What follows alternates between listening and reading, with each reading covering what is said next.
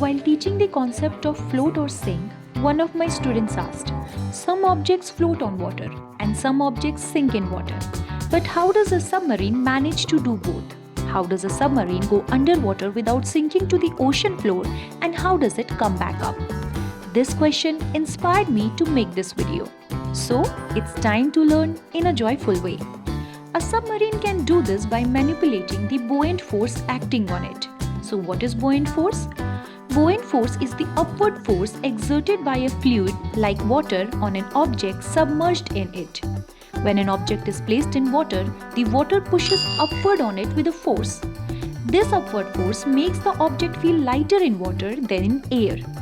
Buoyancy occurs because when an object is submerged, it displaces water, and the water exerts an upward buoyant force on the object. This force is equal to the weight of the displaced water.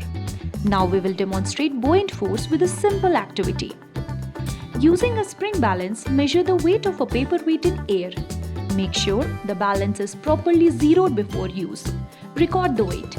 It is 160 gram force. Remember, the weight of an object in air is due to the gravitational force which pulls it towards the center of the earth and gives it weight. Now submerge the paperweight in water and measure its weight again. We notice that the apparent weight of the paperweight when submerged in water is 100 gram force, which is less than its weight in air. This happens because the water pushes up on the paperweight with an upward force called the buoyant force, making the paperweight feel lighter underwater. When the weight of an object is greater than the buoyant force acting on it, the object will sink. When the buoyant force is greater than the weight of the object, it will rise. If the weight and the buoyant force are equal, the object will remain at a constant depth. So, a submarine is a perfect example of changing buoyancy in action. Now we know that fluid exerts buoyant force. So here is a question. Does air also exert buoyant force?